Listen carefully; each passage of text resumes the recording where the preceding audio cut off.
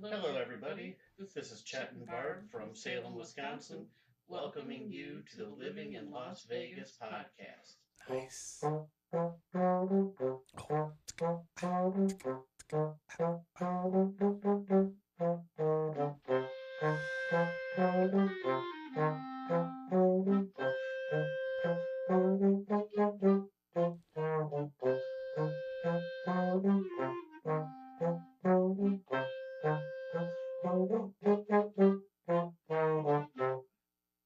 Nice. Hey, on today's Living in Las Vegas. Okay, so here's a question. Why is it that I'm standing in front of a wall covered in Vegas Video Network show logos?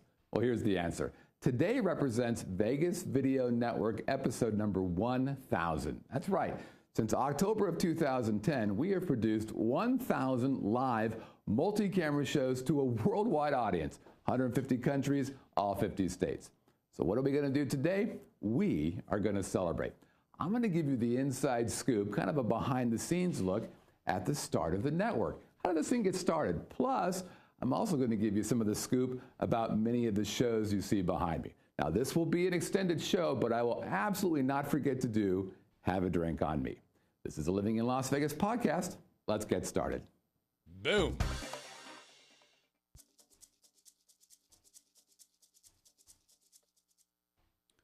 Living in Las Vegas starts now.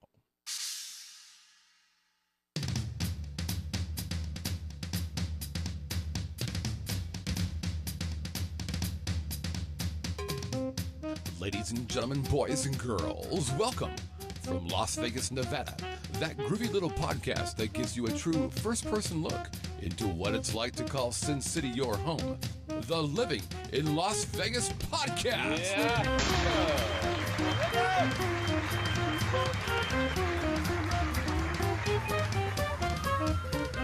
And now your host, a man who clearly needs some kind of introduction, otherwise you wouldn't know who he was, Mr. Scott Whitney.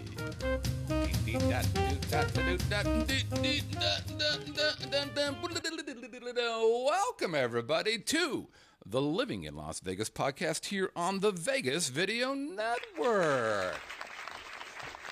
It's a very special congratulations given what we just talked about. Hey, by the way, congratulations to you for watching or listening, because you're watching the longest running podcast about Las Vegas that actually originates from Las Vegas. And oh, by the way, your host right here, I've lived here for as long as I can remember, which means what? Well, I'm not only going to cover what it's like to live here, but we're going to tell you a little bit about our adventures on the Strip, Fremont Street, downtown, other cool places here in the Valley. And by the way, if you're a visitor, if you're a tourist, if you're a fan of our fair city, well, our show is like your own secret handshake to all things cool and groovy happening in this town.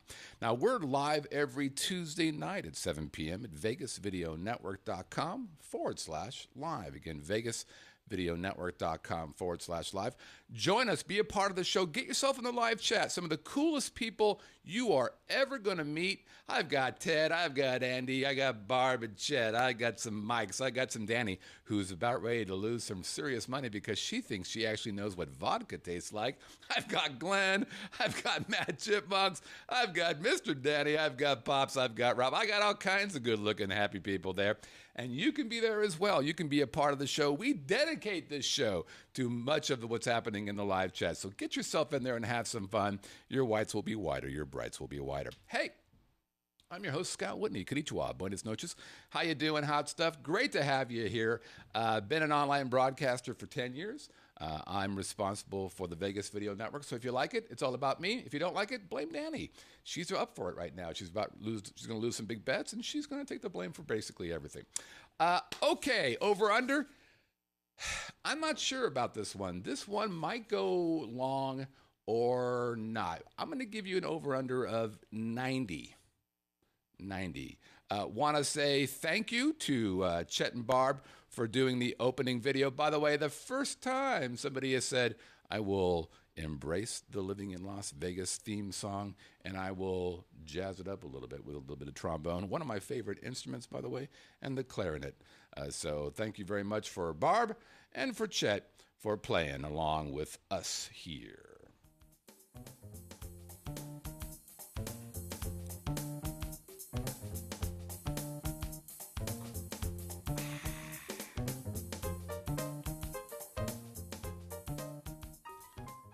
All right, so first and foremost, before we do anything else, I'm going to ask everybody in the live chat, everybody who's listening or watching this show at home, to stop. If you need to, at home, put me on pause. Go to the refrigerator, go to your kitchen, go to your bar, grab yourself a drink, and join me in a toast.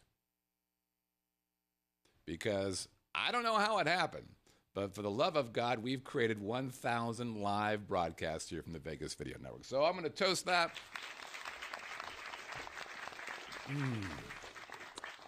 That's mighty fine. By the way, this is I'm all about English alcohol. This is an English champagne brought to us by a good friend, Stuart and David. So I wanted to spend a little time talking about how this crazy thing happened.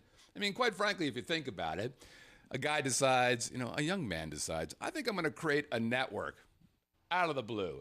And that's kind of what happened. So let's talk a little bit about this. You know what? Let's have another toast. Everybody in the live chat? Yeah, there we go. Cold duck. We've got cold duck in the live chat. All right, one more. So we're toasting 1,000 live shows. And other things have happened as a result of that. How many live views have we had? How about this? 427,000 people have watched the live content that we've done. How about YouTube? YouTube's interesting. So YouTube, if you look at the people who get these millions and millions of views, they're typically folks who are doing very, very short videos, the 1 to 2 to 5 minute videos. Lots of those guys.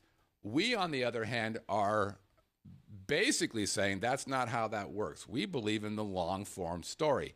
So instead of doing 2-minute videos, our shortest shows now on the Vegas Video Network are 30 minutes, and yet we've had 1,010,621 views on YouTube. This indicates that if you've got good content, people will actually watch that content. How many people visit our website? How about this? Every month, 73,200 average monthly website visits. And of course, along with our live shows, we're doing podcasts. We're now done 2,000 audio and video podcasts.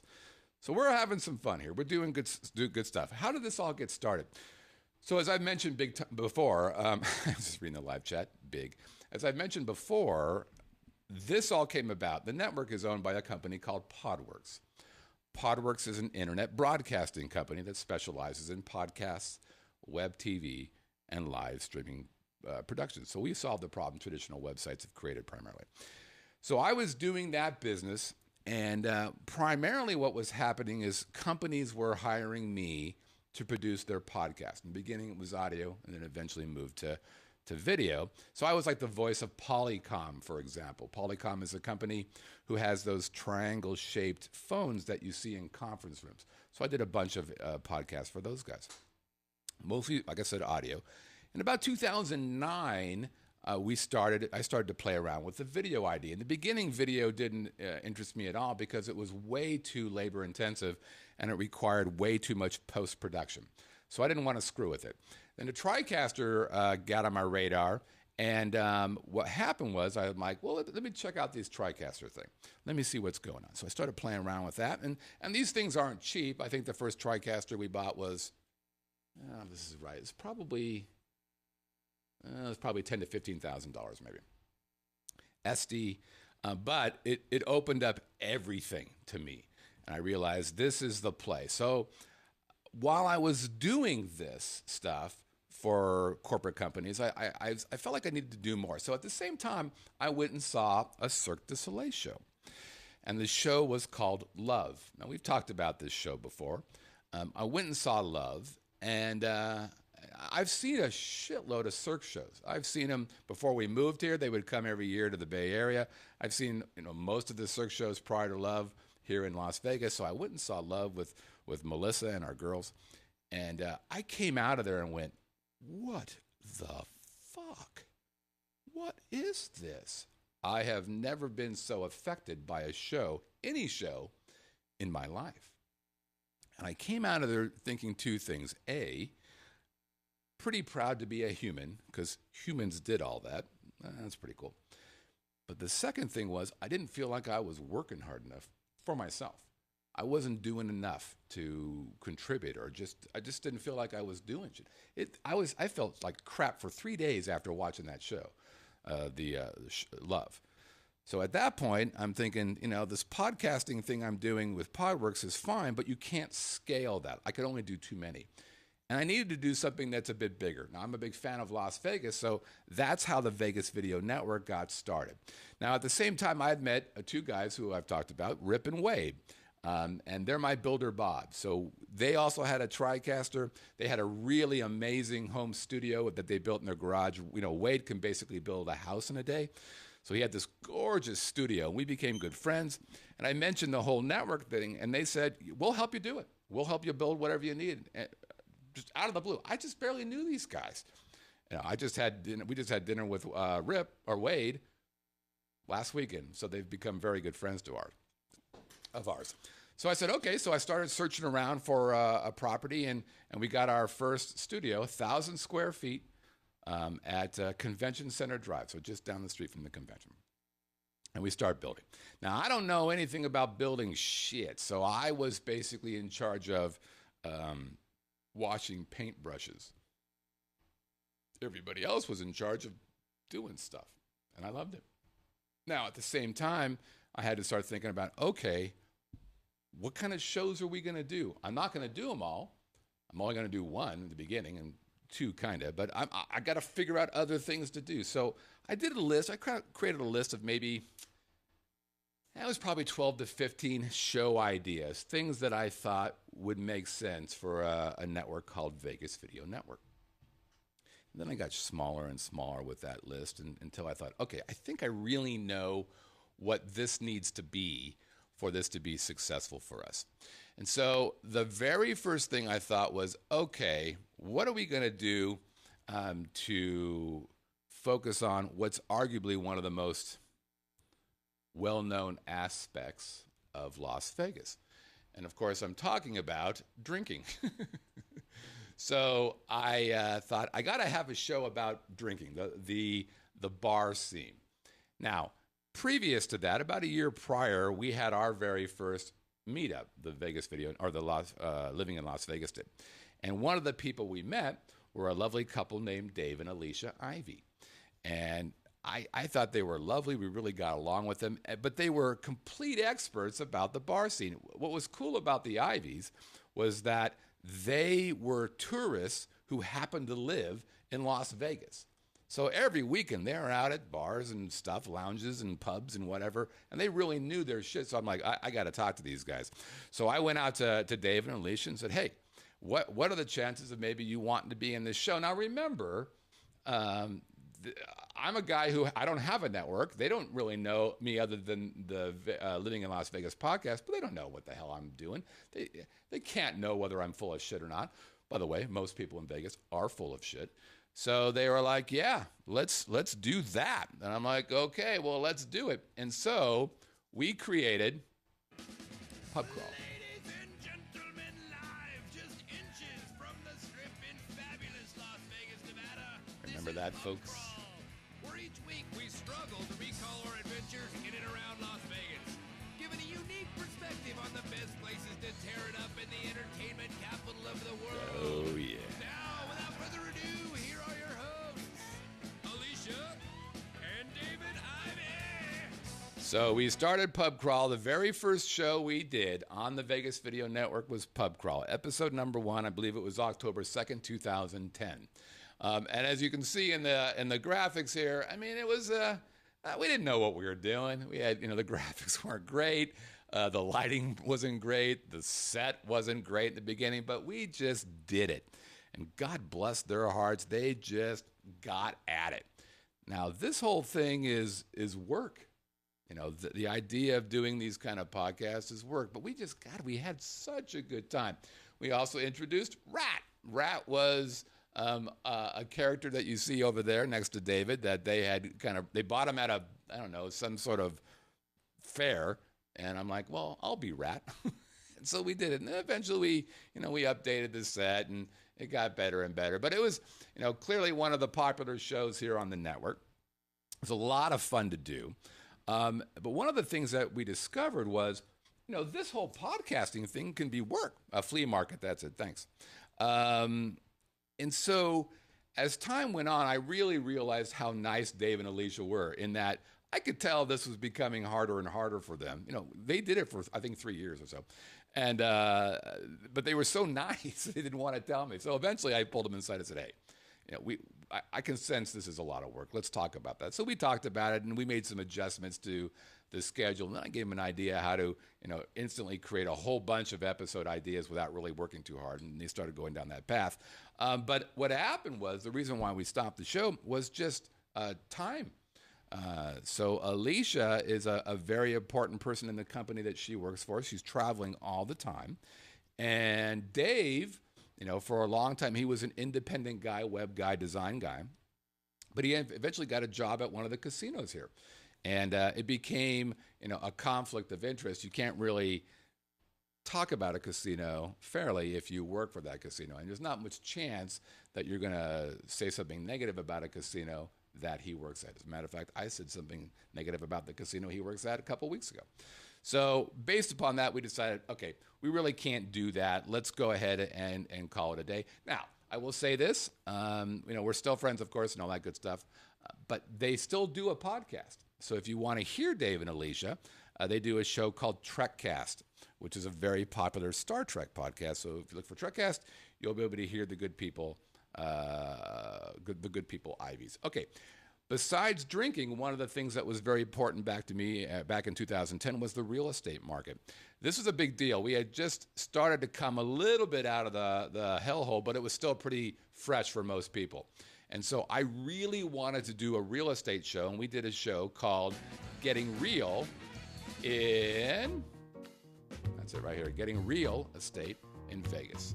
And that's that second logo from the top there.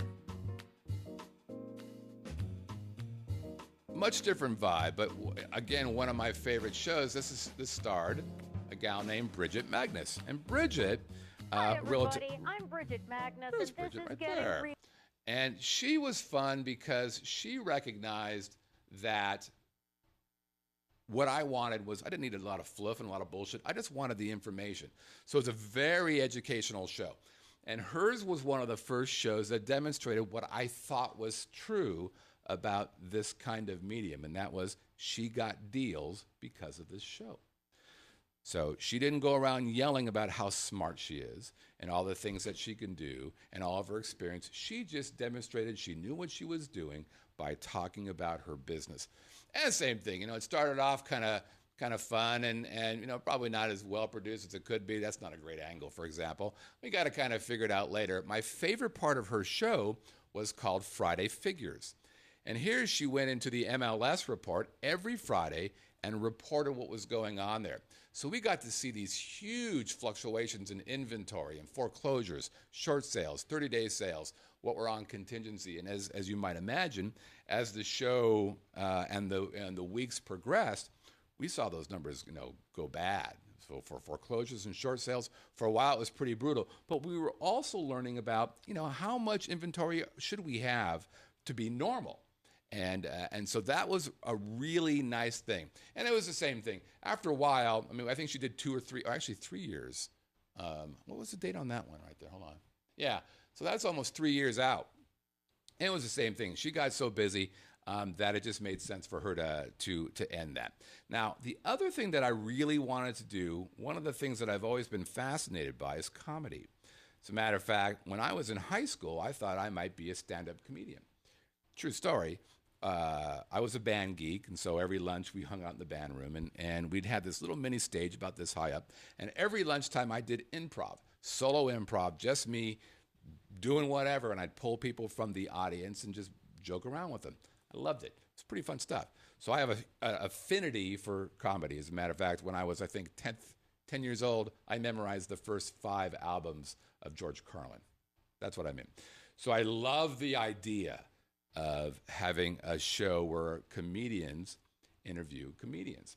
And so we started a show called Awkward Silence. Broadcasting from the Vegas Video Network studios, just steps from the Las Vegas Strip, it's Awkward Silence 2.1. And now our favorite host. Now it started off, again, pretty simple stuff. a single host, clean background, just a table, and we had a host and a co-host. And by the way, here's a picture of me trying to shoot tequila for the first time. That didn't go well. But what came to this was a couple of things. First, I had a chance to meet some interesting people. So, for example, I got to meet Kevin Meaney. Kevin Meaney, back when I was in high school and my early years out of high school, was a huge comedian. So having him there in my studio was pretty neat. Now, what was funny about him was he accepted the gig and then got kind of freaked out because he thought, is this in somebody's garage? Am I going to get murdered? So he actually had somebody come by and do a check before he showed up. But then I also met, for the first time, Amazing Jonathan. He was a guest. Now, Amazing Jonathan was crazy. He was the first person who told us about the 4 walls in Las Vegas. A 4-wall deal, meaning the casino doesn't pay you. And this is a guy who used to get paid $1 million a year to do comedy. Now what was happening is he was paying for it himself. He told us how much billboards were costing. But he was like, I completely love this because now I keep all the money. At the same time, he was wearing a thong when he came in. He didn't announce that. He just happened to bend over, and we happened to notice that fucker's wearing a thong. It's pretty crazy. And when he felt the interview was over, he just got up and walked out. It was the weirdest thing.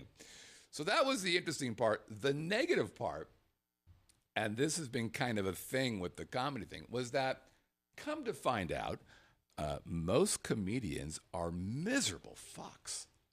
Miserable people. So I didn't know that. I thought everybody was funny all the time and happy and peppy and bursting with loves. No, they're not. They're miserable, bitchy kind of people who have a pretty rough lifestyle, and it just wasn't much fun. So the first group of Awkward Silence, it just didn't work out, so we stopped it. Now, you may notice that the latest version of Awkward Silence was called Awkward Silence 2.1. So after we parted ways with the first host, then I reached out to a local comedian named Don Barnhout. Now, Don was a guest on the first version of Awkward Silence. He is one of those guys who is a hustler. He's putting out press releases for everything he does. He's out there on Facebook.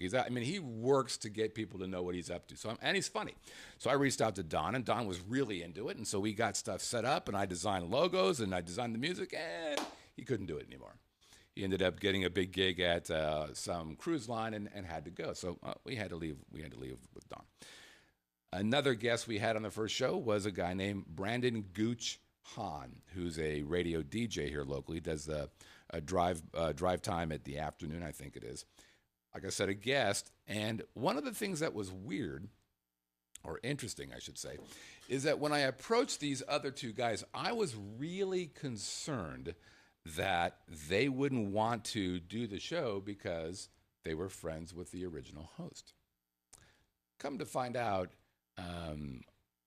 comedy and loyalty? No.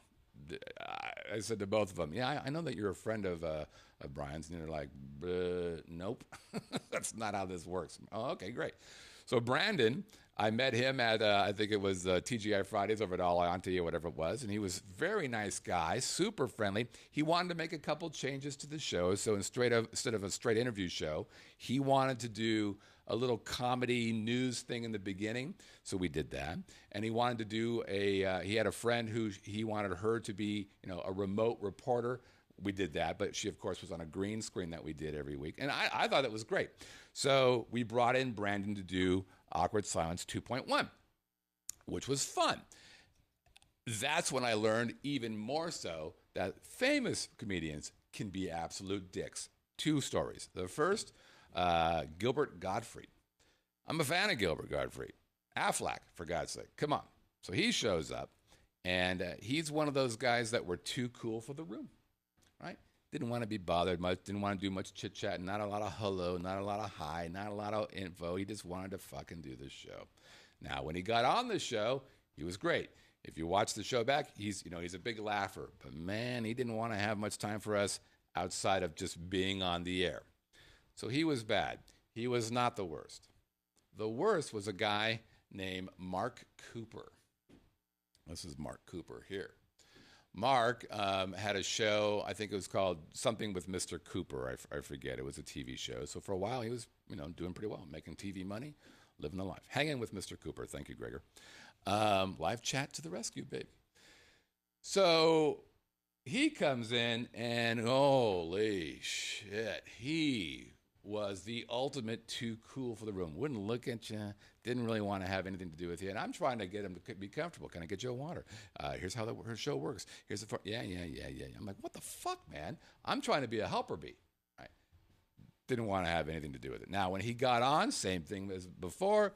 Pretty friendly guy. You can see he's being playful there. But I'll tell you what, man, I couldn't wait for that guy to get out of there. Now, on the other hand, one of the most surprising guests I thought might be one of the most difficult. And that guest was, of all people, Andrew Dice Clay. Andrew Dice Clay! Now, his was a weird story. He comes, so we did this show. It was live every Friday at noon. We picked Friday because that's when all the comedians were coming in for the weekend. So, live show Friday at noon. We're starting the show whether the guest is there or not. So that particular Friday when we had Dice, guess what? Friday at noon came. He wasn't there. I'm like, we got to go. Let's see what you're made of, Brandon. Let's fucking do the show. So we start the show. We're off and running. Remember, the first few minutes of that were a comedy news thing and this remote reporter thing. So we're in the middle of this. We're probably 3 or 4 minutes into it. Dice walks in with his entourage. Now, normally I'd want to, formally greet him, offer a water, sit him down, give him some. I had no time. We were in the middle of a live show. So I rushed up to him. Hey, Dice, how you doing? I'm Scott. Put a mic on him. Say, at the break, you're going to sit in that chair. Didn't have time to set his sound. Didn't have time to set his cameras. We were just going to wing it. So he gets in there. I'm like, oh, this could go really south. I mean, he could be pissed off about 1,000 different things. But I'm like, what the fuck? So anyways, the break comes. He goes, sits down, and he kills it. Kills it. So funny. And remember, this is a guy who at one time played Madison Square Garden. Fuck. So if anybody's going to have an attitude, Dice would be the guy. Nope. Super friendly, played along, really got into it. God, it was outstanding. But it got better. After the show was done, it was a half-hour show, pretty quick show. Instead of just bailing and saying, you got to go, hickory dickory dock. No, he hung around. He was really interested in what we were doing. Asked me a lot of questions about, the studio and how I was doing things and how the live stuff was working in pod. He really was interested in what was going on. Come to find out, he eventually did a podcast with a guy. But here's the cool thing. I'm going to tell you about a show later on that would not have happened if it wasn't for Andrew Dice Clay, right? So Andrew Dice Clay, I owe him money. Now, if we go back to our list of logos, we're going to see that the next show that we put up was my own show. You're probably aware of that. The show after that, though, you'll see is called Strip Search. This is an example of me thinking I knew something and clearly not knowing it. But I learned a very valuable lesson that is still in play today. Here's the lesson. So at this time, I'm like, okay, what can I do to get some people, to get more of a social media play, right? And there are these two guys here in Vegas who had a large Twitter following, brothers. And I didn't know them real well, but, through some variety of connections or whatever, I became aware of them. I thought, okay, here we are. These guys have this huge following. I'll reach out to them. I'll teach them how to be hosts. Boom, their huge following will bring in traffic to us. Life will be good. This is a very brilliant idea.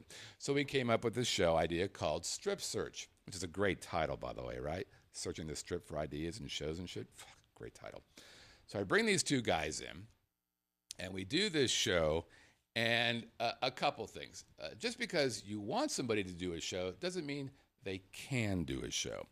So it was a little rough in that regard. And it became pretty clear that these guys weren't going to be great. They were very uncomfortable. You could tell that. They brought in one good guest, and that was Dana Roselli, I think her name is. She was on Channel 8. She got kicked off of Channel 8. Now she's on Channel 13. Super nice gal, super friendly. She was great.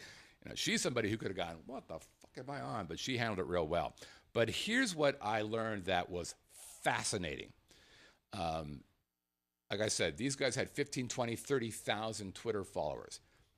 Of that number, guess how many of those people showed up and watched the live show or on-demand show?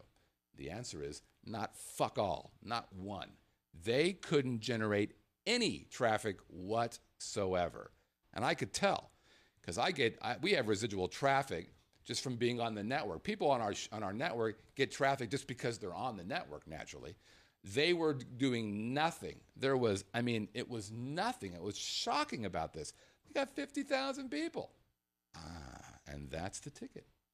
First of all, they got pinged with not having a lot of real followers, but that's not even the point. The point is, social media is bullshit when it comes to getting humans to engage. And here's what I mean.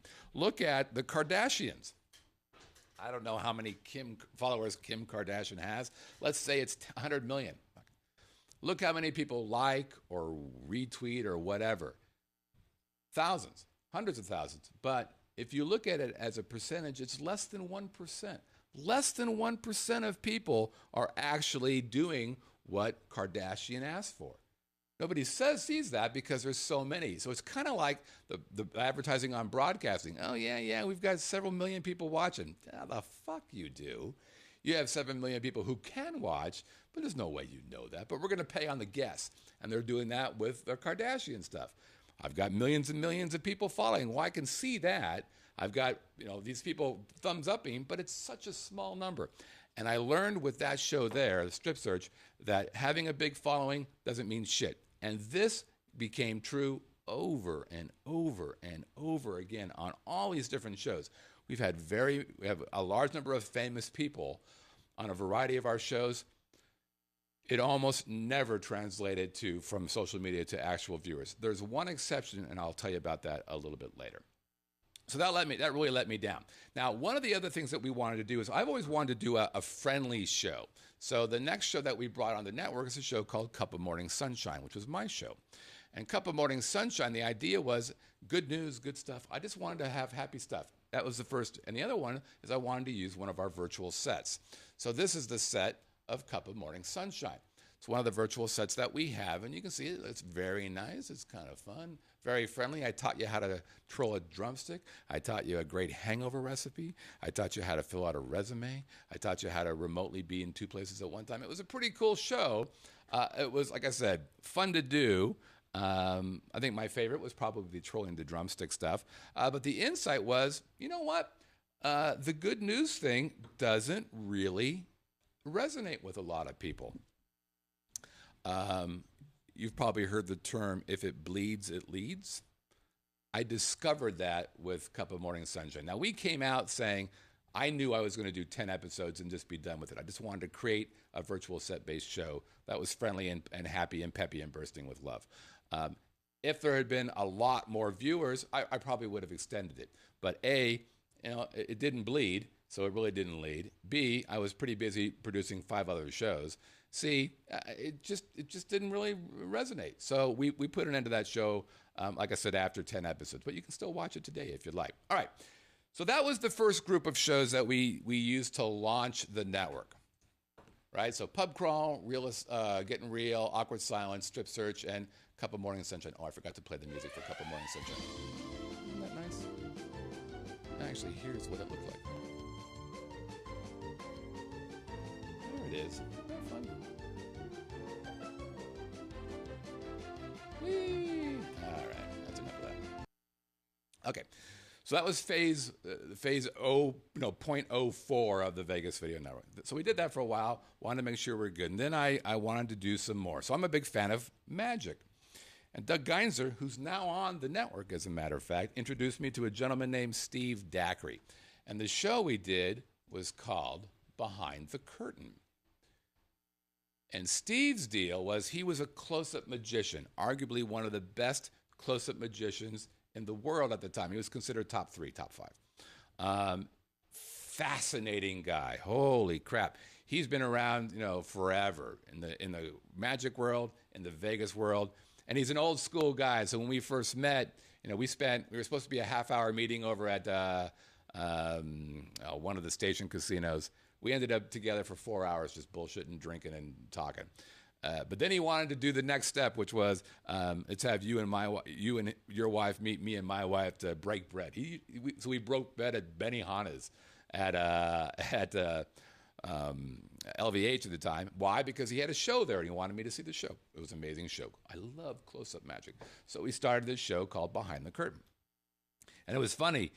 One of the segments towards the end was he was going to do a magic trick with his guest. The guest was usually the person who was picking the card or doing whatever. And so I'm like, okay, now I'm talking to magic people. I'm going to get some inside scoop about the magic world. So I'm like, all right, Steve, we've got 4 cameras on this show. Where do you want me to put the cameras so we don't see the trick or whatever? He's like, I don't care. No, you understand. I can put the cameras anywhere, and I'm going to see. He goes, I don't care. You can put the cameras anywhere. So we did, and we didn't see shit. This guy was fucking fantastic. That was the good news. The bad news was he was terminally ill, and I didn't know that. And he never let on. He never told anybody. The only way I eventually found out was one of his guests, a gal named Charlie Cale, told me that she'd known him for a long time. He used to be much heavier, and he was pretty thin here. But this is where I met for the first time Robin Leach. Robin and I now have a fun little interaction every time he sees me. The Vegas Video Network will never survive. 1,000 episodes, Robin. But he's actually a very nice guy, super friendly. And he was a funny guy. We actually delayed the first live show for him. And he's like, I thought you were live at 3. We were. You should start the show. It's live TV. Well, it's actually not live TV, but I appreciate that. So super nice guy. Steve, who's on the right side, super nice guy. That's Steve Conley, who's currently at Four Queens. Had a great time. Enjoyed working with him. But like I said, he passed away just suddenly. Well, suddenly for me. I think a lot of people knew. So after 5 shows, we basically said, that's it. We're done. We can't do much more beyond that. Then we started to look at sports betting. One of the comedians I met through Awkward Silence was a gentleman named Scott Pritchard. And Scott is a fucking go-getter. He's also a professional sports bettor. And I've always been, fascinated by it, but I'm confused by over, under, I do now. But the sides, money lines, jeez. So I really wanted to do a show that focused on that kind of content. So we came up with a show called Let's Bet.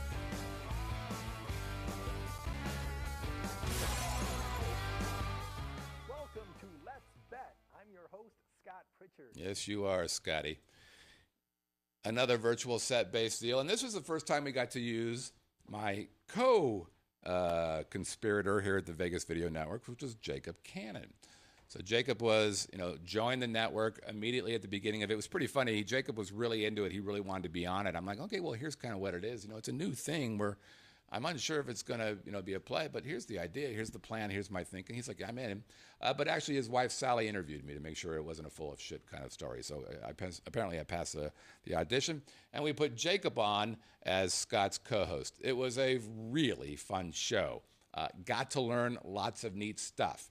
Still don't remember half of it, but enjoyed the idea of getting a sports flavor into the Vegas Video Network, and that became a theme for a variety of shows moving forward. In the live chat, Jacob is awesome. I agree. Good show. Enjoyed it. Ray liked it in the live chat. Well, yeah, it was our first time doing a sports show, and I really enjoyed it. I liked it because Scott, many sports handicappers who I eventually met aren't terribly groovy, but Scott's one of the nicest guys you ever met. So we did that show. Took a break on it, and during that time, another sports show came up, and it was a show called Golf and Other Four-Letter Words. Coming to you live from the Vegas Video Network studios, just steps from the Las Vegas Strip, it's Golf and Other Four-Letter Words. And now your host, you've heard him on ESPN, Fox Sports, and Sirius XM Radio. Yes, you Mr. do. Dennis Silver. So Dennis was the first person we had who was a traditional broadcaster. He'd done TV. He'd done primarily radio. So it was interesting getting him in there because, it required us to say, are we up to snuff to the broadcast world? And come to find out, we were. Dennis also introduced me to Brett Grant. Brett is the managing partner over at KSHP Radio. And the thing about Dennis that was pretty fun is Dennis is a go-getter. He's a sell guy. And he's done radio for a long time. And his radio is brokered radio, meaning he would pay to be on the radio. He would go out and get advertisers, and that would be how he made his money. So he was very used to that world, and we were always talking about that kind of thing. So I really enjoyed his company in regards to that. He also introduced me to Brett, and the reason behind that was to get our content syndicated on KSHP. So because of that connection, all the shows at that point ended up being on KSHP as well. What was fascinating about the deal with Dennis and Golf and Other Four-Letter Words is I met the most famous person I had met at that point, a guy named Bill Engvall. So Bill is a big-time comedian, redneck comedian, was huge at the time, and just a big golf fan. So I'm not really sure how it happened, but Bill ended up on Golf and Other Four-Letter Words. And here's the thing that was so cool about Bill. He comes in 15 minutes, actually it's probably a half hour before the show, so he wasn't, late, comes into the show. He's got a cup of coffee. His entourage was non-existent. There was no entourage. It was just Bill. Hey, everybody, how are you doing? Couldn't be nicer. Didn't talk about comedy, just talked about golf, how much he loved golf. Afterwards, he hung around. We took pictures. As a matter of fact, we ended up going to his concert. It was such a lovely experience. I will never forget how cool Bill Engvall was. So God bless his little heart. Now, at the same time, I'm like, okay, somehow we got to get the entertainment world involved here. And so I wanted to do a show, very much like the comedians interviewing comedians, but only happier. I wanted to do a show where entertainers were interviewing entertainers. Now, at the time, I became aware of a gentleman named Zoe Bowie, whose real name is Chris Phillips, and was introduced to him via a mutual friend. I met him once. He was a nice enough guy. Chris is the kind of guy that when he meets you, I think he's got a Clinton vibe to him. When he meets you, you think, God, he thinks the world of you. Hey, my friend, how are you, buddy? It's great to be. He looks you in the eye. Yeah, fuck, this guy loves me. Well, he wasn't quite like that with me, but I'm like, this guy is pretty interesting. He's charismatic. He's interesting looking. Fake hair, fake teeth, fake tan, 1,000 rings, jewelry. Awesome. So I reached out to him. I'm like, hey, Chris, you don't know me. I run the Vegas Video Network. We met some time ago. I have an idea for a show that I think you would be great at. Would you be open to meet? Sure. So we met. I met him at some steak place where he had salad, and his girlfriend was there, who is allegedly crazy at the time. And we started talking about this, and we came up with the idea of Talk Tales. Another one of my favorite shows. So we worked it out, did a couple rehearsals, and his very first guest was this gentleman right here, Anthony Cools, who's a big-time hypnotist here in the Las Vegas. And man, this was fun. A couple really funny things happened here. So first, Melissa was flirting with this guy here, and I wanted to kill her. Oh, yeah, let's hear the music. Hold on, stand by. There it is. Broadcasting live from the Vegas Video Network studios, just steps from the Las Vegas Strip. It's Talk Tales. There you go. So a couple really funny things happened during this show. The first was this gentleman here. So that's Frankie Moreno, who we've talked about many times. Unbelievably talented gentleman here on the Strip. So we had him come by. He was doing his show at the Stratosphere at the time. And what you're looking at, this shot right here, what you're seeing is Frankie basically saying this. This drinking on the show, I don't think it's a great idea. That's what he was saying right then. I said off camera, I don't know, Frankie, I think it's a pretty great idea. And then he said, you know what? This is a great idea. It was awesome. Frankie was the first person we ever saw get drunk on the Vegas Video Network show. God bless his little heart, because they were pounding Crown Royal. So that was fun. Here's the other thing that happened with this show. Many people to this day use their appearance, the creation of a show on the network, to help establish their credibility in a field outside what they are directly known as. So a lot of entertainers here, for example, are known for what they do on stage, but there's a short life to that. So for instance, for Chris, Zoe Bowie is a hip hop show. Well, this is a 50-year-old guy with fake hair, fake tan, fake teeth. That's not sustainable. There's more to Chris than that. And one of the things he wanted to prove is that he can host shows. He can be that guy. Come to find out, people saw that. So as a result of his appearance on Talk Tales, his hosting that show, a producer here, a local producer who's pretty well known, reached out to Chris and asked him if he wanted to host a show called Name That Tune, which they put on the Strip. And so directly related to his proof that he could do that on the Vegas Video Network, he got to become host for Name That Tune on the Strip. Huge play for him. That was the good news. The bad news was, because he was doing that show, he couldn't be on our show anymore. So I'm like, well, fuck, okay. So he had to go. And in return, we got Kelly Clinton. Kelly is a kaleidoscope of talent, believe me. And she was a sweetheart. Really enjoyed working with her. She brought in some famous people as well. That there is your Huggy Bear.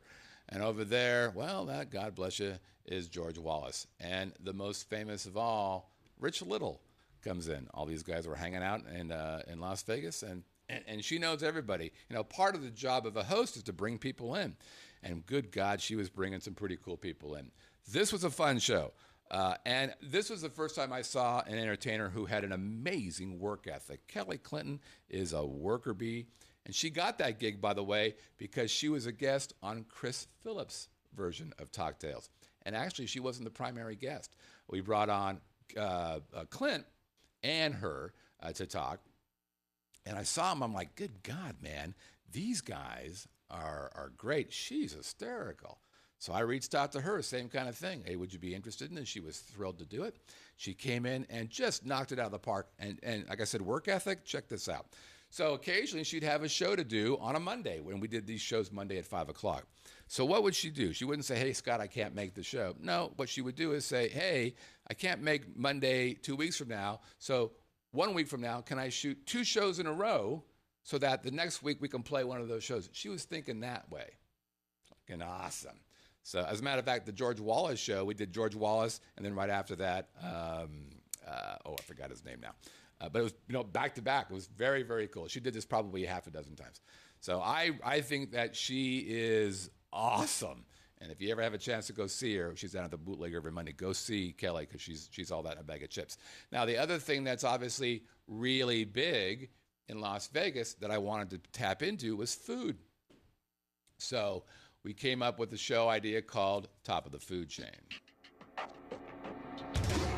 Coming to you live from the Vegas Video Network studios, just steps from the Las Vegas Strip, it's Top of the Food Chain. And now your host, he's 1 part Mohawk, 2 parts attitude, and a touch of what the it's Al Mancini. Yeah, Top of the Food Chain, everybody. This was cool. This show allowed all the fancy stuff happening here to become much more accessible to the rest of us. So, for example, I would never eat at a French restaurant. One of our first guests was a guy who, was an expert in this, and he basically said, "This is the wrong attitude. We love people. We're trying to make it easy for people." I'm like, okay, well, I'll try a French restaurant. It was a great experience. So we had all kinds of fun people on this show, including famous people as well. So that's Vegas Vic or Vic Vegas. I forget. He was a reality show guy. It was real big. And another example of a guy who was super friendly, had a lot of fun. We had smoke and fire and all kinds of food. And that was one of the great things about that show is, they'd bring in food or they'd bring in drinks and they would leave them for us. And here's the second example of a show proving that somebody can do more than what they're known for. So Al Mancini, the guy on the right with the mohawk, Al is a reporter. So he writes for a variety of magazines and newspapers here in Las Vegas. He's an excellent writer, but he wanted to do more, like many people do. So he was able to use his appearance and his hosting on Top of the Food Chain that got him recognition for a show on the Travel Channel. As a matter of fact, he was hosting the show with this gentleman right here. So they got a gig. Again, he could point to the show and go, yeah, this is me at Top of the Food Chain. We're on the Vegas Video Network. We're a big distribution. And they're like, well, shit, look at you. You actually can do TV. We'll bring you on. And so I think they shot 8 or 9 shows I think it was the Travel Channel. And it ended up not getting on TV. I think there was some controversial stuff that happened. Not really sure exactly what the story was. I've heard a couple things, but I'm not real clear on it. So it didn't eventually work out for him, but he got the gig as a result of it, so that's pretty cool. Okay, now for all those shows that I mentioned, I was producing them all, which means I was paying for them all. That's fine, but after a while, A, having 11 shows running at one time is a lot of work, and B, we weren't making money from the shows. And C, what we discovered was we were bringing people in to do these shows, but they weren't really committed to the show. There's a level of commitment that changes if you are investing in the show yourself. And so we decided to change things a little bit and welcome the opportunity for people to actually invest in this show. And the first one was a huge one for the Vegas Video Network. So that show was a show called Vegas Sports Day. Broadcasting from the Vegas Video Network studios, live from the Las Vegas Strip, Covers.com presents Vegas Sports Day. And now from the sports betting capital of the world, here are your hosts, Teddy and the Professor. It's Monday in Sin City. And that's it, Vegas Sports Day. So this was executive produced, paid for by a company called Covers.com, which is the largest sports handicapping website in the world.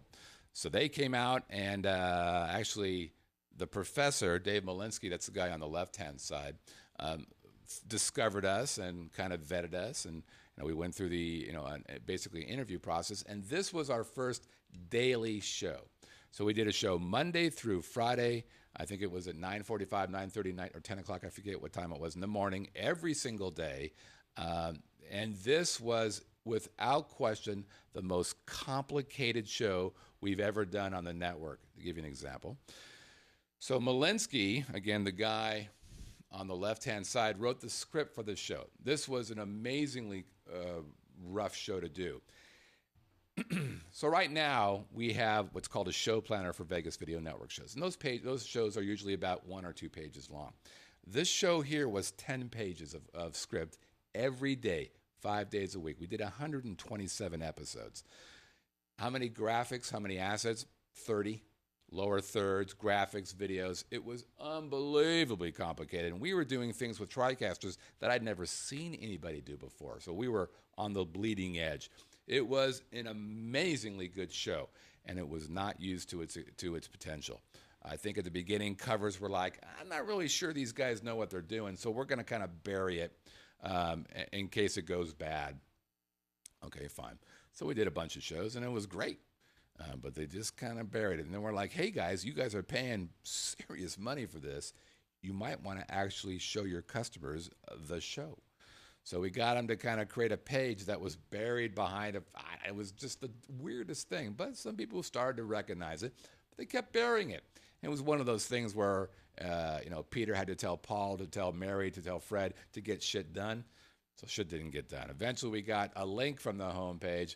But by then, they were like, we're not seeing any return on investment. Well, of course you're not seeing any return on investment. You're not showing anybody the show.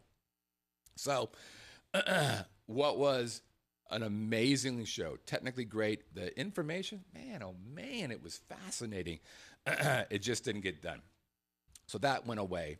But it took 127 episodes, so it took a long time. During that same time, I wanted to keep the sports thing alive. So we did a show called The Odds Couple. Broadcasting live from the KSHP studios in the heart of Las Vegas, Nevada. It's time to get right side of sports betting. It's time for the odds couple. Now, you'll notice in that it said that they were at KSHP. It actually started as another one of the virtual set shows in the studio itself. Looked great, sounded fun. We had two people. Again, we brought Scott Pritchard back, who was in our very first sports show, and then a comedian named Anthony Padilla, who was heading over at LVH at the time.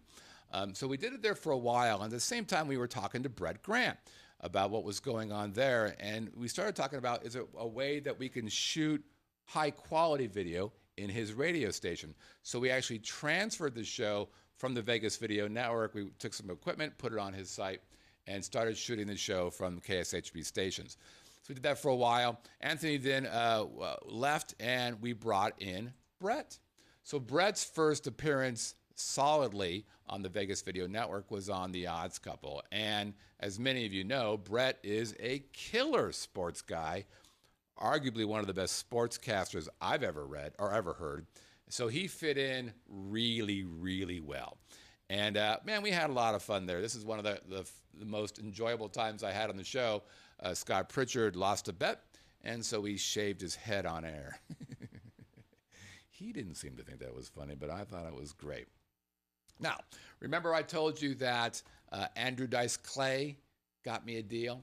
Well, he did. It was because of Andrew Dice Clay that FSC Live, which FSC stands for Fremont Street Experience Live, happens. Here's how this all happened. So Andrew Dice Clay appears on our network, loves what we're doing. He tells a comedian friend of his, you got to check out this Vegas Video Network stuff. You've been talking about doing stuff. You got to check out what Whitney's doing. It's pretty cool. So this guy reaches out to me, and we meet, and we talk, and we bullshit for a while. He goes, oh, man, you've got to meet this guy who's running the hotel right next to you. We were on Convention Center Drive, and the Royal Resort was right next to her. He said, you got to meet the guy who's running that.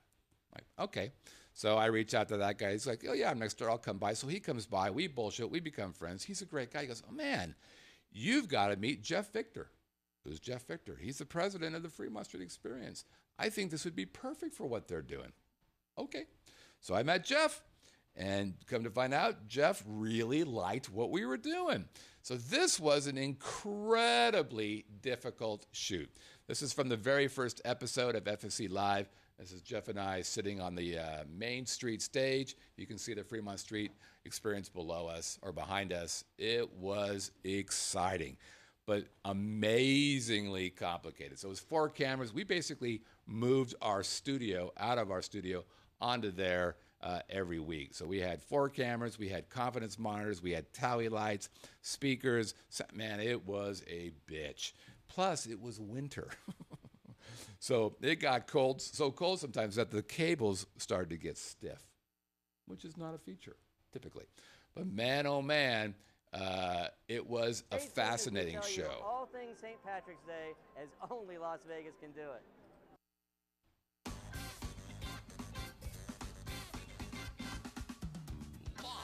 The Fremont Street Experience in downtown Las Vegas. It's FSE Live with your host, Jeff Victor.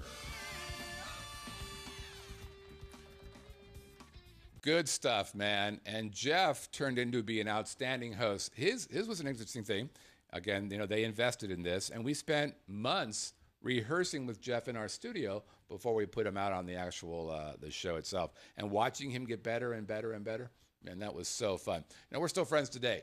He did a great job. He loved it. It was super beneficial. He used it as a tool to meet people in the other areas around Fremont. So Fremont East was just kind of kicking off then. So we had a segment called Meet the Neighbors, where he'd be bringing people over there, people down from 3rd Street. It was very, very smart, very strategic tool for them to bring people in and show them, hey, this is pretty cool shit we're doing.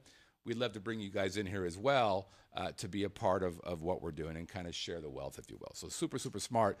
The challenge with that show was A, super complicated. B, was right in that time when he decided to build Slotzilla.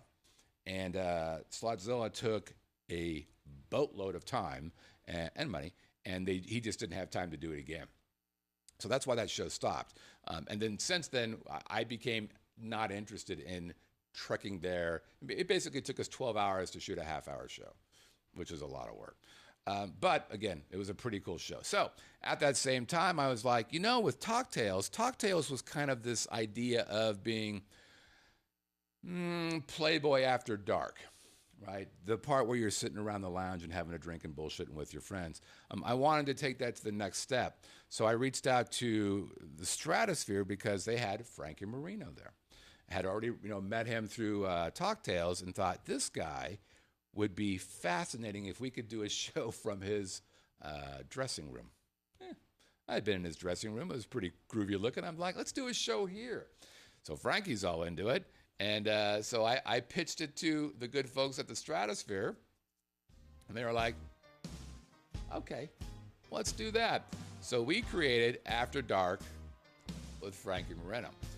And it was a hoot, man.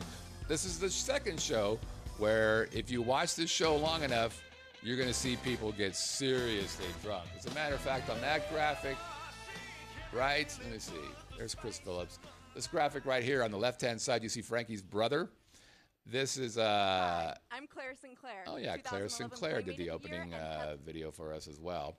It was so funny watching this. So... Frankie's brother is drinking, and they're drinking Crown, and we had all kinds of people in there, and they basically would rotate, and we were interviewing people, Frankie was, and he was playing some songs and taking questions from the live chat. It was really fun. Meanwhile, his brother's just pounding alcohol. By the end of it, he was wasted off of his ass. Made for exciting TV. I think it made the Stratosphere a little nervous because they didn't want to do another one. But I tell you what, Frankie wanted to do another one. He wants to do another one right now. So it was so much fun. And who knows? Maybe we'll do something else later. But if you get a chance, go watch that show. It's pretty crazy. Now, remember I got to tell you that I met Amazing Jonathan. And I got wind that Amazing Jonathan was doing a show called Burn Unit. He was shooting it at the Las Vegas Club. Remember that? And so I went to check it out because I'm a fan, and it was a shit show. It was horrible. Couldn't hear it, couldn't see it. Everything was bad. It just was horrible. And this is my guy. This is, I used to be one of his biggest fans. I'm like, I can't have that. So I reached out to him. I said, hey, I see you're doing this show. It's not helping your story. Why don't you come check us out? Amazing Jonathan. So he said, it's time for one of my favorite jokes. Okay, we'll do it. So he comes by and we check it out. And let me just play the music real fast here. All right, here you go. The columnist says go. There it is. So we end up doing Burn Unit. Burn Unit with your host, the Amazing Jonathan.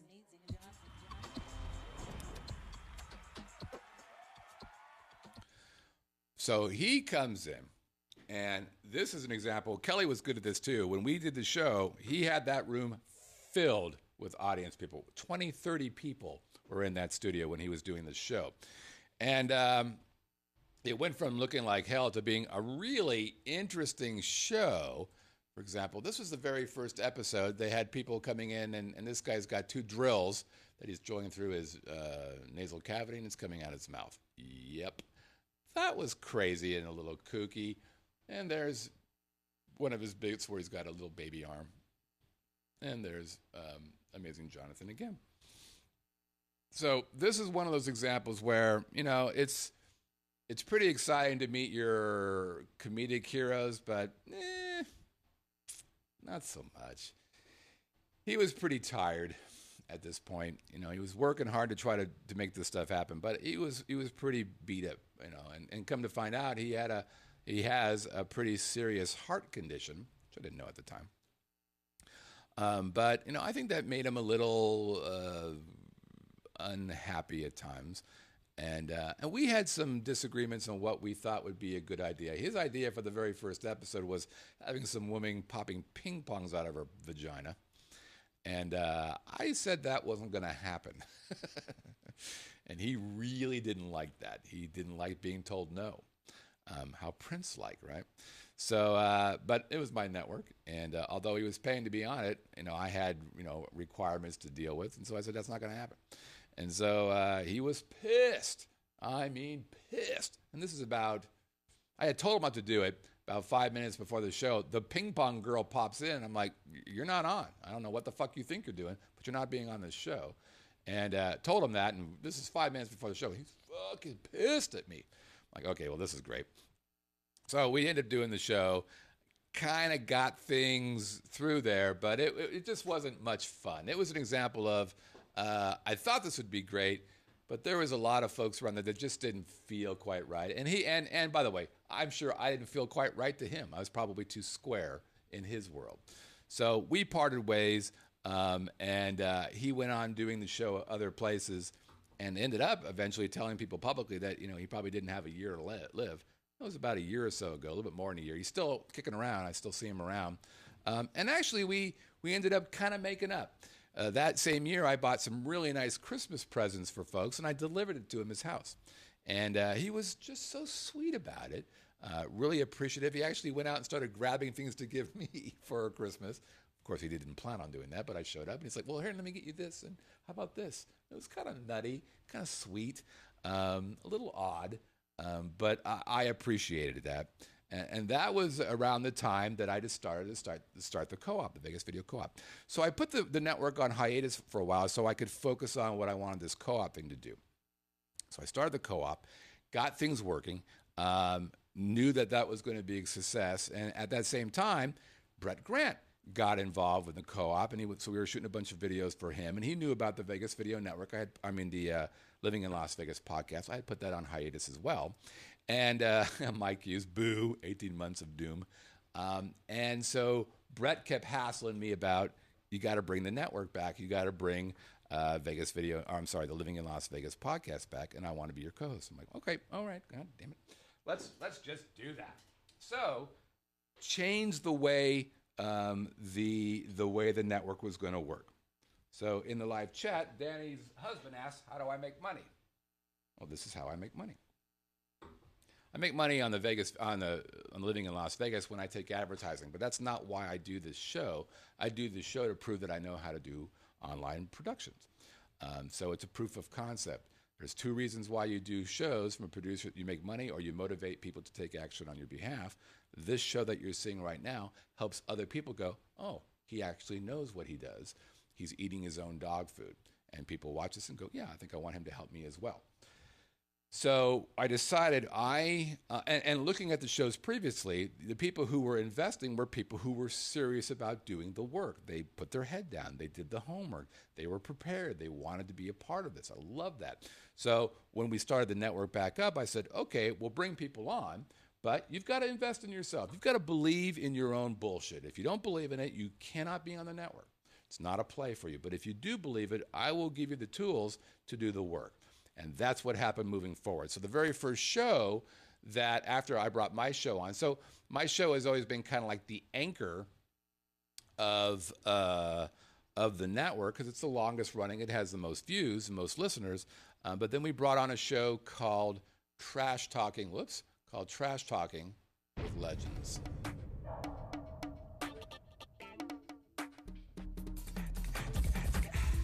Broadcasting live from the Vegas Video Network studios, just steps from the Las Vegas Strip. It's time to release the junkyard dog. It's time for Trash Talking with Legends. So that show Welcome featured... back. It's Trash Talking with Legends. We are back. Jerome Williams, Jerome JYD, Junkyard Dog Williams, NBA basketball player for 9 years. Met him through Brett. And he wanted to get into broadcasting. This is another example of somebody who had been the guest on a bunch of shows, including a show that Brett was on. But he wanted to be able to prove that he could host a show. And that's why he did Trash Talking with Legends. So he and his brother were co-hosts on that show. And this was another I thought it was a good show. I thought he did good work. Good preparation. We came up with a bunch of segments. We had good graphics, good music, all that good stuff, much of which, were in his kind of urban market kind of deal. And it got to the point where he thought he was, doing great work, and so he wanted to create his own station, his own network. And so he did. I don't know that it's done anything, but he decided he wanted to go off and try that. And I'm like, yeah, go do that. That sounds like a good idea. As a matter of fact, he asked me to build it for him, and I, gave him a number, and he thought, well, we can do it ourselves, and so he did. And I'm not so sure how successful it is, but God bless his heart, he's out there, hustling, and I dig that. He's one of those guys that has a lot of things going on at the same time, so I'm not sure if has been focused on this broadcasting stuff. But he had the opportunity to do it. I could see that he was close. He wasn't 100% there at times. He was a little off. But there are moments where I could tell this guy has got some good stuff going on. Next, we came up with, I think we all know this in the live chat, niche to profit. This is another example of the two different businesses that I have working together. So niche to profit, this is with Danny Ackerman. Danny, of course, is in the live chat. Danny was a co-op member and had been doing a lot of shows there and decided she wanted to do a podcast. Now, she had been doing some of her own live streaming, and she was struggling with just the technology. There was a lot of mistakes, a lot of problems technology-wise, and it made it difficult for her to do exactly what I'm doing right now, is pushing this button, hitting that monitor, doing this, looking at. It's a lot of work. It takes focus away from what you're trying to do. So we started using the co-op to create her own shows, and I was giving her those shows that she could then deal with herself, and she realized, man, this is a pain in the ass. So we decided to put this on the Vegas Video Network. And this is one of the shows that I use as my example of how to do a show correctly. This is the show I talk about every single time I talk to somebody who wants to know how a show should be done.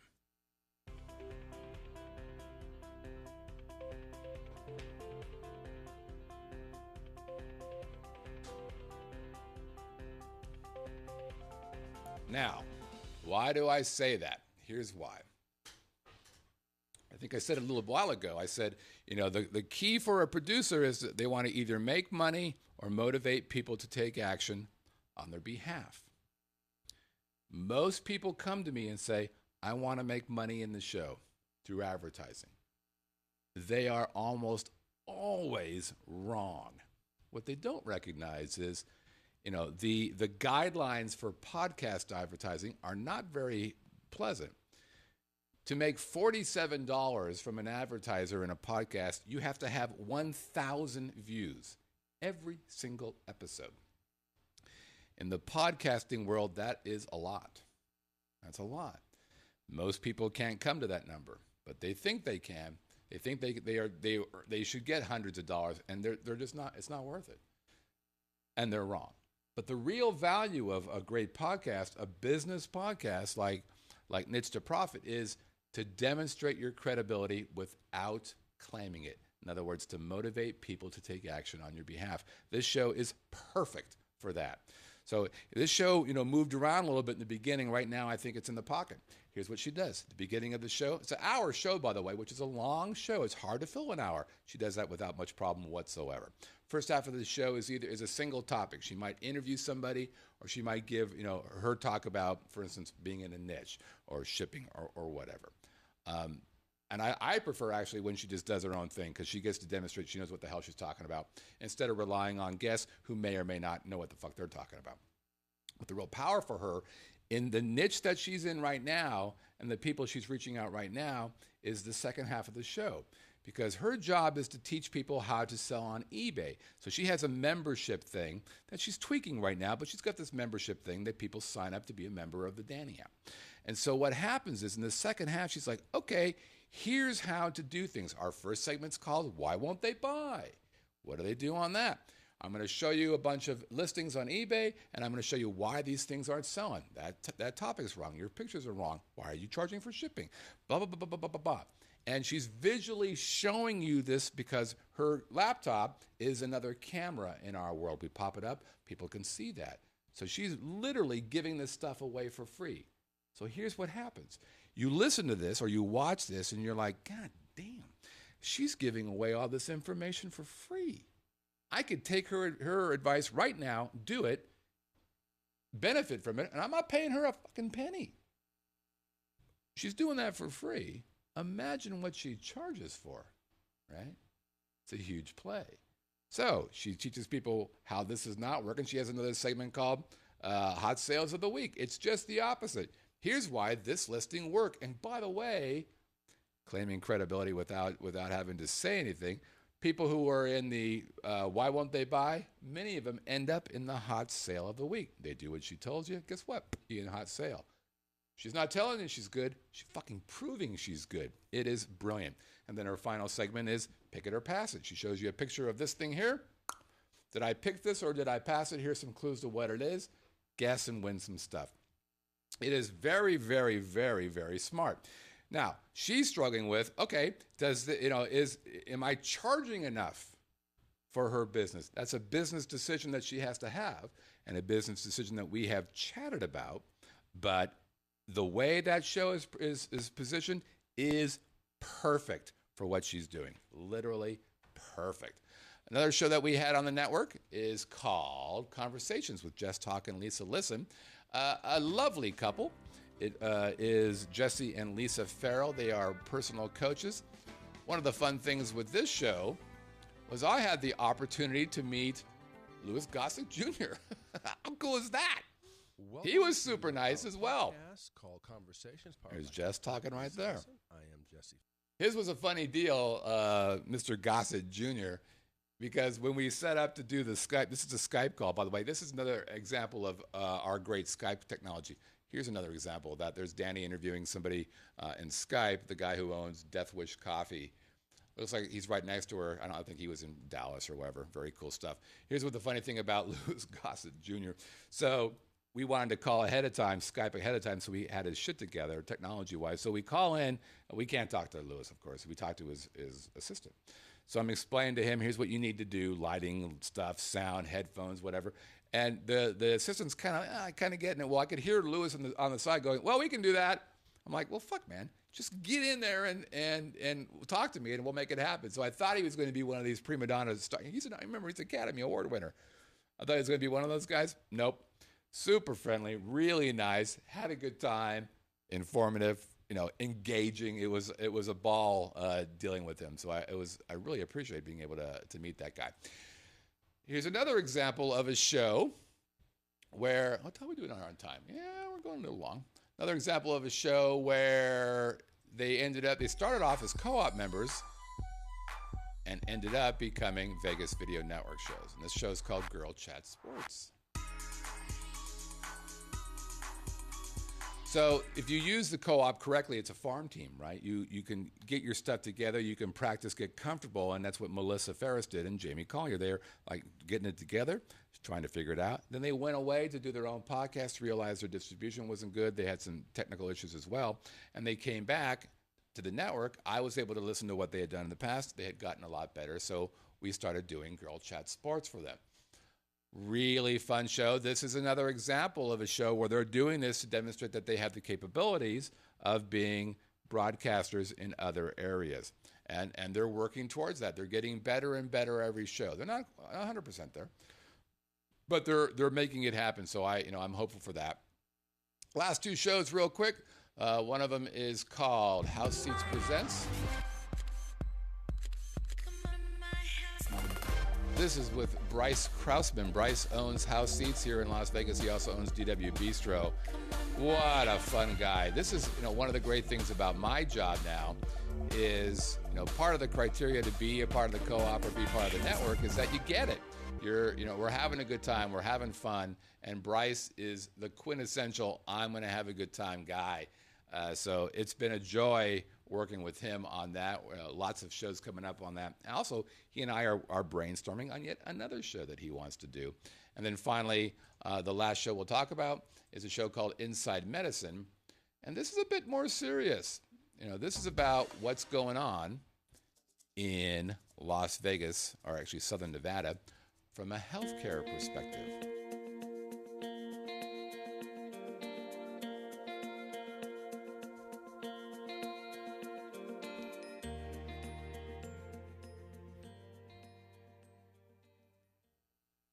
Welcome to another Doug edition of is going to use this thing as a monstrous tool. He's going to use this as both a tool to provide for the people who are part of Las Vegas Heals, which is an organization that is out there, fighting the good fight for the medical world. And so people who sign up who are hospitals or doctor offices and that kind of stuff. So they're an advocate for the healthcare community. He's got large sponsors for that company. Those large sponsors get to appear on Inside Medicine. So it's a value add for his existing customers. So that's the first piece. So if you're a platinum customer, part of what you get among all these other things is a free appearance on Inside Medicine, which has a pretty large distribution play. Eventually, he's even going to make it so it becomes a pay deal. You want to have a commercial on this thing that gets to 20,000 people on his email list every Friday. And also on the Vegas Video Network with our 3 screens distribution, TV, desktop, and mobile device. That could be an advertiser you could play. He might even end up doing a pay to get interviewed kind of play as well. He is set up to make this thing a big deal for him, both from his own credibility. He is becoming the voice of the medical community here, the medical community here in Las Vegas. He's also making it a great tool for all of his partners who want to take this and put it on their own website to be able to say, yeah, I'm on Inside Medicine with Las Vegas Heals, Doug Geinzer. This is my appearance. And instead of only having to do 3 minutes, I got a half hour to really breathe. So it's a brilliant, brilliant idea. And I think he's going to knock it out of the park. All right, that's it. That's what we've been doing on the Vegas Video Network. What's in the future? Well, right now I've got 3 shows in development. Not sure when or if they're going to actually make it. These are all shows that are going to be needing some help. Strong ideas, but we've got to get them up to speed before we put them on the network, which is super important to us. We are also beginning negotiations with some broadcast and cable companies who've asked us for our content. That's ongoing. Next meeting is this Thursday, so keep an eye out for that. And, of course, more living in Las Vegas. All right, let's what time is it? What are we doing? Oh, we're 22 minutes. I think I might not make this over under. God damn it. Let's have a drink. Have a drink on me. Have a drink on me. Come on. Yeah. All right, it's time for Have a Drink on Me. This is the part of the show where I'm going to show you a picture of a bar, a lounge, a pub, a speakeasy. And if you can send in the correct answer, you have a chance to win some amazing groovy prizes. Well, like what, Scott? Well, if you are afraid of the sunshine, you might win yourself a Vegas Video Network visor. It comes in black, like my heart, red, like my heart, or khaki, like my skin tone. Wait a minute, you prefer music? Of course you do. Well, how about this? One of the crisp acoustic CDs. Christmas is just around the corner. Or, if you like the jazz, and I know you do, well, then you can get yourself a Jazzathon CD. But wait, you want more. You want to get closer to your buddy Scott. Well, who doesn't? In that case, just like the name of the segment is, you can have a drink on me. You're in Vegas, I will buy you a drink. We will sip together and reminisce of the good times. Okay. Is there more to it than that? Of course there is. We don't want to make this easy. First, a big announcement I want to make. Our winner last week was Stephen Rhodes from the UK. Now, Stephen, as you may recall, was a winner a couple weeks ago. Steve, like many people from the UK, is a great and giving God. So he wrote back and said, I already won. Please take my winnings and give it to somebody who has never won before. So I remember, and I'm going to need some help from the live chat here a little bit. Last week, it was Michael, I think it might have been Michael Snow or maybe Michael Lazowski, I forget when. One of you all said, I'm 0 for 21. So whichever one of you said, I'm 0 for 21, you will get Steven's win. So send me an email saying, it's one of the Michaels. I remember it was a Michael. So if you're a Michael and you're in the live chat and you remember this, I think it was either Michael Chicago Snowman. That's what I thought it was. So if it was you, Michael, okay, Snowman. Okay, great. Is he in? It's me. So, hey, So, Chicago Snowman, send me an email reminding me that I told you you won. You won Steve's play, okay? How cool is that? Now, are there other ways that you can get an entry in there, right? One correct answer puts you in the hat. Here's how you can get more. If you are the first person to give a correct answer, I'll put you in again. If you show a Gajazzathon or a Christmas Acoustic CD in the wild, like for instance that, there it is in Russia, there it is right next to a belly, which has a baby in it, then I will also give you another entry, okay? Now, why on earth would you want the visor? Well, that's a great question, right? Here's why. We, you and I, are mortals, and we understand that. But we aspire to greatness, to bigger, better things. I've always liked that about you. How much bigger? Well, if you have a visor and you send us a picture of the visor, you become a member of the galaxy of gods. There's Rob and there's Glenn and there is Jimmy Tucci. There's Bob and his wife. There's Stuart who's champagne I am drinking. There's Binky and Bud and Craig in the live chat. There's Michael and there's Scott. There's Shanna Chan. There is some more. Who can it be?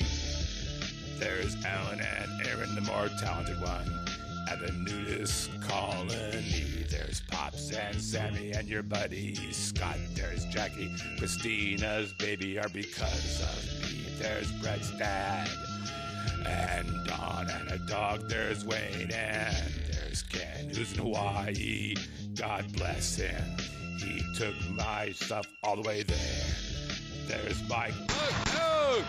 There's Danny, who's gonna lose because of a vodka bet. And of course, there is our buddy Brett. Oh, I didn't have that up the whole time, did I? All right, let me show you that. There's Rob, Glenn, Jimmy, Bob, Stuart, Pinky, Craig, Scott, Chan. Good thing you have to be smart to run your own company. Alan, Aaron. See, if I had somebody looking at the monitor. No excuses, you fucked it up, Mr. Whitney. Sammy, Scott, Jackie. Brett's dad, dog, Wayne, Hawaii. It's a shame I can't have like an alarm go off when the live chat's going, hey man, pay attention. All right, here we go. This one was a little harder. 22 entries, 20 were correct. Let's take a look at last week's Have a Drink on Me. There it is. It was Tom's Urban in New York, on the outside there. Tom's Urban. A lot of positive reviews I've received from that. All right, let's see what we got here, folks. Tom's Urban. Okay, let's begin. First one, Mike Lazowski, Mad Chipmunk. He's the number one correct answer. He is not the number one answer. The first answer, which got in a couple minutes before him, was wrong. So Mad Chipmunk gets one for the correct answer and one for being the first one in. Attaboy. Madsky. Boop. Next up, we've got Rob Cole. Rob Cole's a co-op member and a lovely young man. Let's see if Robbie's in there. I don't see him today. I think he was in and out. Rob, one for you. Mike Beatty, one for the correct answer. Jimmy Gallagher, also known as Mr. Jimmy 2Gs. He gets one for the correct answer. Boop. And one for the being in the live chat. Yes, you did get one, Mad Chipmunk. I put that in there. I doubled you in there, brother. You're good. Yeah, I'm taking care of you, man. All right, next up, Andy in New Hampshire. We just saw Andy recently in the live chat, and he still remains in the live chat. One for the correct answer. Whoop. And one for being in the live chat. All right. Aaron Perry, the most talented card maker in the world. Bob Stepp. There, boy. And Kevin Whip. from Connecticut, Canada, as the kids call it. All right. And we continue on. Craig Daughtry. Craig Vegas Dog. 222. 1 for the correct answer. Craig writes, by the way, trying to be first. Craig, you actually ended up being number 4 on that one, in case you're wondering from a timing perspective. 1 for the correct answer, and 1 for being in the live chat. Next up, we know him as Mr. Testy. His given name, his Christian name, is Gary Romberg. Gary writes, interesting clues. Thanks, brother. I appreciate that. Moving forward. Robert C. Robert 068 Pittsburgh. Who's in the live chat? Robert C. gets 1 for there. Robert 068 Pittsburgh gets another one for being in the live chat while this segment's going. See that? People are doubling their pleasure, doubling their fun because they're playing along in the live chat. Penny Gregory has played before. I think she might be a past winner. Barbara Shotness. Barbara is the gal who was playing clarinet in the opening thing, and she goes by Barb in Wisconsin. Guess what? Barb is going to take advantage of the couple power. She gets 1 for the correct answer. She gets 1 for being in the live chat. I wonder if her spouse might be playing as well. I'm guessing he will be showing up here soon. Brett Barnes. Brett writes, Great Scott, or is it Scott the Great? I'm pulling for you, Brett. I'm pulling for you for saying Scott the Great. I'm not supposed to do that. I'm supposed to be agnostic, but fuck it, it's my show. Okay. And we continue.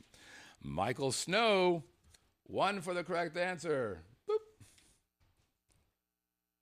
And 1, Chicago Snowman, for being in the live chat. Now, wait a minute. He actually won. He gets the win. Actually, I'm going to take him out of that. Right? Well, I'll put him in there. What the fuck? If he wins, it'll be great. Okay. And Michael writes, that first one was a draft, by the way. So he sent in an incorrect answer. He realized, oh, that's not correct. And it may be that he was hanging out in the live chat after the show, and I gave him an additional clue. Does that seem fair? It is. The Haddam is Tom Urbans, of course. I could have used you as a teacher in high school with your wonderful clues. Thanks, Chicago Snowman. 8. All right, Glenn Santa. Glenn gets 1 for the correct answer. And Glenn writes, Hi, Scott. This week's bar is Tom Urbans in New York, New York. We actually tried this place for the first time on our last trip, and were pleasantly surprised. The quality of the food and drinks was excellent, and the place has a really cool vibe. The prices were also very reasonable for a restaurant bar on the Strip. Definitely gets my thumbs up. All right, so he's in there. Alan Perry from Arizona. Alan writes, Hey, guys. The Haddam Bar this week is Tom Urbans at New York, New York. Tom Urbans is a chain with an interesting background. The same dude that opened Smash Burger chain is responsible for Tom's Urban. I think they started out in Colorado and have been growing like crazy. Smash Burgers is everywhere. Tom's Urban is in Las Vegas is only the 4th restaurant bar in that chain. It looks very cool, and I think it has added some new and different to the front of New York, New York, Monte Carlo, the park area. We can't wait to stop by for a drink. Alan Perry, Prescott, Arizona. Next up, here we are, taking advantage of the marriage deal. Chester Shotness, who is CB in Wisconsin. Let's double check that he's in there. Well, yes, he is. 1 for the correct answer. 1 CB in Wisconsin for being in the live chat. And Chester writes. Chet. He has Chester here. All right. The location is Tom's Urban in New York, New York. Great place for cheesecake. Oh. Your comment about the cabin as in Uncle Tom's threw me off, but the other clues helped to solve the puzzle. Once I saw Tom's Urban, the cabin clue fell into place. Oh, boy. Okay. Next up, we've got Steven Sutherland. There you go. And finally, 2 more, of course. We begin with the man, the myth. Oh, hell, I'll call him the legend. It's Pops, ladies and gentlemen. Hey, kids. There's a downside to taking your visor with you everywhere you go and keeping your jazzathon in your jacket pocket in case you run into a scenery or place and time where you can do a quick Haddam video. Get a lot of wear and tear. My visor spends about 20 to 25 hours a week on my head. Pretty much any time I'm out being the jackass with the camera, it's on my head. In case somebody gets offended, I can blame it all on Scott. And as far as the Jazzathon here, this is its third CD case. The plastic cases, it's had some accidents. Trying to hang it on the Christmas tree, trying to stick it on the wall, trying to nail it on the front door, trying to pack it, carry it across 4 states. Stuff happens to it. So I've torn up 2 cases. This is the 3rd case. Fortunately, cases are a dime a dozen. I'm just glad that these nuts comes in the plastic shatterproof bottle. Drop my nuts. Got him. By the way, I forgot to read Steven's email. Thank you for the email, Steven, with the Haddam deal. He wishes Brett good health. Let me finish this, and I'll give you an update on Brett. Gino, or Pops also wrote, thanks for a fucking boatload of great clues. I now know way more about Harriet Beecher Stowe and her fucking book than I ever wanted or needed, and urban would be the opposite of rural. The opposite of country would be city. But I did get a good laugh as I shook my head and thought, there is no fucking way somebody opened a bar called Uncle Tom's Cabin in City Center. But I foolishly Googled it anyways. Hopes, dreams, and prayers for BG. Pops. Oh boy, Pops. So he gets 1 for the correct answer and 1 for being in the live chat. Quick update on Brett. So he sent me a text last week. And he wrote, this is good news. I had my first scan since starting the clinical trial. My results are good. All is stable. Nothing new, and existing issues are improved or only slightly larger. Doctors are very pleased, and he gets to stay in the clinical trial, which means progress is happening. So that is really, really good news for Brett. Congratulations to Brett on that. Okay, and finally, our own Mr. Scorsese, it's Bob LaBerge. Pay close attention to his instructions. He's got an offer for everybody who's paying attention. Hey guys, I'd like to see some viewers send in some videos. So next week, the first viewer who sends in a video will receive all of my entries. Here's this week's video.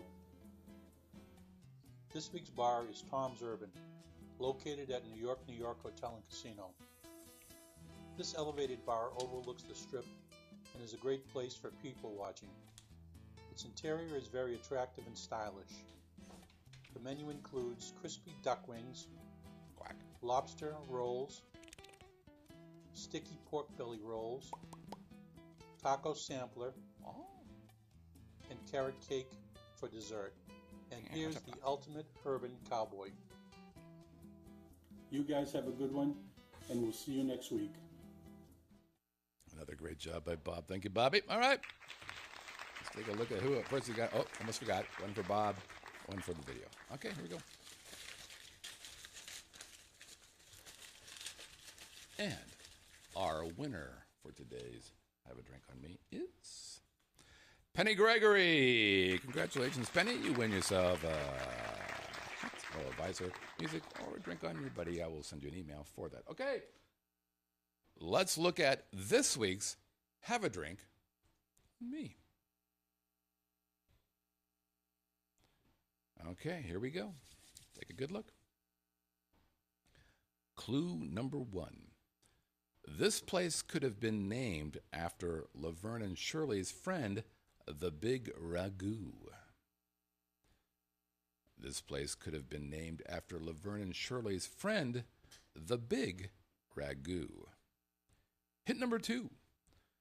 This place claims the title of the largest non-nightclub restaurant on the Strip.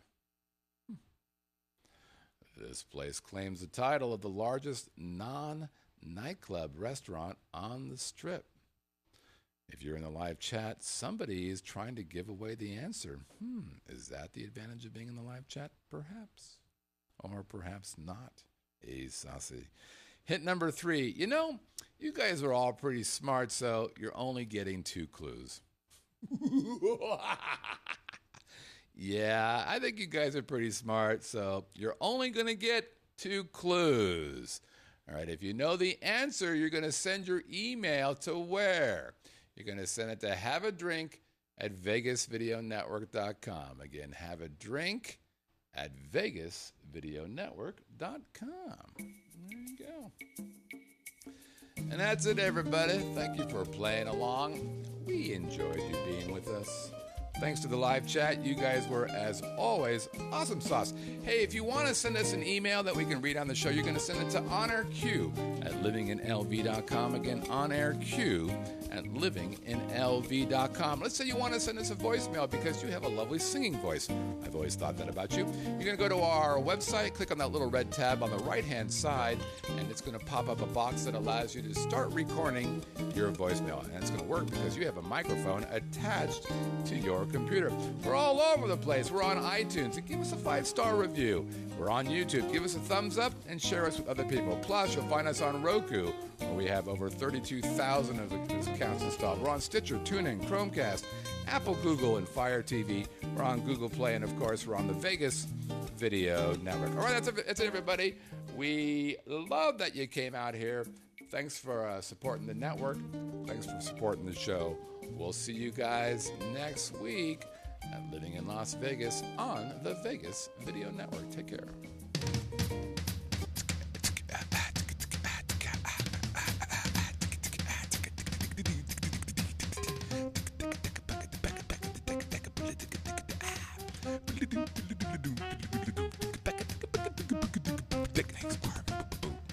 Thanks, Barb.